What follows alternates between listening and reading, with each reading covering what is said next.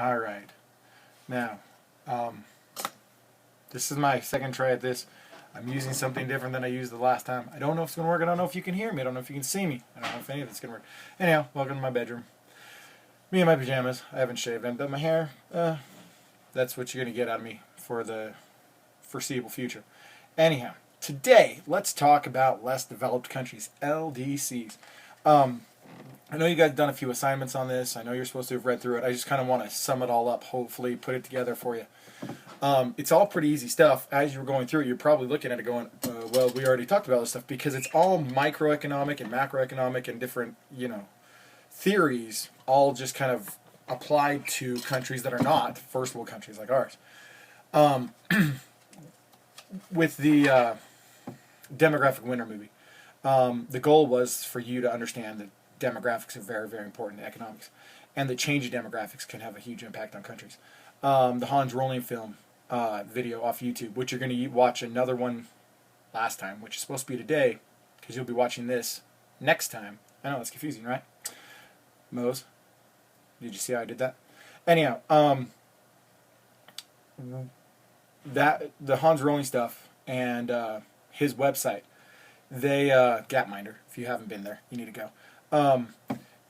They talk about the basics of demographics and how demographic changes can make a huge difference in the impact of an overall country. Now, let's just talk about the basics. Go through chapter 26, everything you need to know, and then we can move on. Demographics you don't have to do a lot with. Now that your IAs are done, we're almost going to be done with demographics, and we can really look forward to starting to review pretty soon. Anyhow, economic development. The countries that are developed, the first world countries, those countries that have had an industrial revolution, have gone post-industrial and now are turning into service economies, are in a very different situation than those countries that have not yet developed or developing. The way that we look at those countries, the way that we interact with those countries, what's expected from those countries, and how we try and help those countries are the focus of what we're going to be looking at. So first off, we talked right before I was leaving, I think, about the difference between economic growth and economic development. Growth is growth in GDP. It's the idea that the country has more income. It's making more money. That's very different than economic development, which is the standard of living for the individuals within the country is getting better. You have countries in the Middle East, for example, that have lots and lots of economic growth. They over the last 50 years. They have huge amounts of money that they are bringing in from oil, yet most of that money is going to the top 1/10 of 1%, the royal families and whatnot. The regular everyday people are being redistributed some of that money just so they don't revolt, but there's not a lot of economic development going on. If oil ever runs out of the countries, or we don't need oil anymore, their economies will completely collapse. They won't have anything. And that's the big difference between economic growth and economic development. A country that loses that one thing that they have a competitive advantage at, yet is able to continue on developing, growing, changing, that's economic development. All right.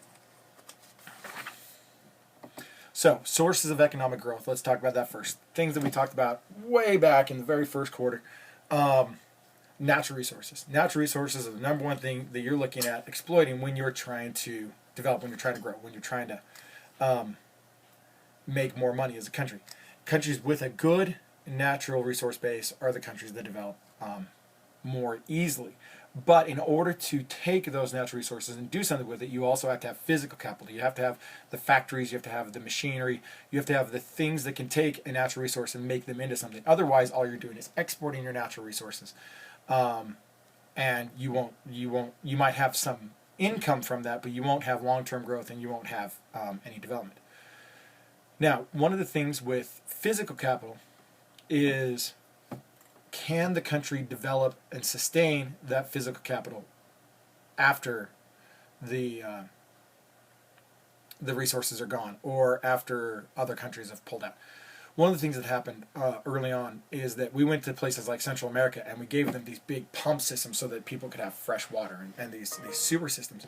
The problem was, once like, let's say America, pulled out and said, okay, here you go. Here's your new sewer system. Here's your new water system.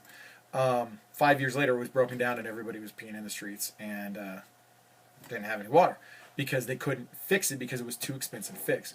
There was this great photo I saw one time in Africa of these big combines, the big machines that collect and harvest wheat. And they were just broken down because they were given these $1 million machines, beautiful, wonderful, no one knew how to fix them. You have to have infrastructure in order to be able to do that, and a lot of these countries don't have that. So the new focus is on appropriate technologies that work. Yesterday I was watching a video of a group from the UN that was putting in pumps in Africa, and those water pumps. And they were just hand pumps, the things that you would have seen in America back in the mid-1800s, where you dig a well, you shove a pipe down there, and you put a hand crank on the top. The thing is, those don't break. And even if they break, it's really easy to fix. And that's what they put in a lot of these African nations in order to help them have fresh water. Because they can always be fixed. They know how it works. It's very simple. It's very easy to train people how to do that. And it could keep them working for long periods of time. Yes, we could give them better technology, but oftentimes that's not more appropriate technology. All right, human capital. Huge thing. One of the biggest things is you have to have people that can do the work and use the technology that you're giving to these countries.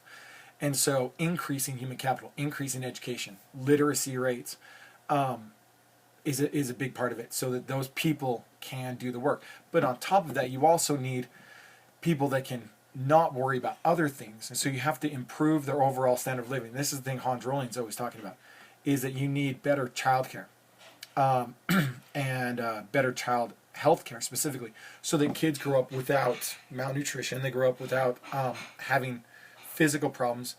Parents can go to work because they don't have to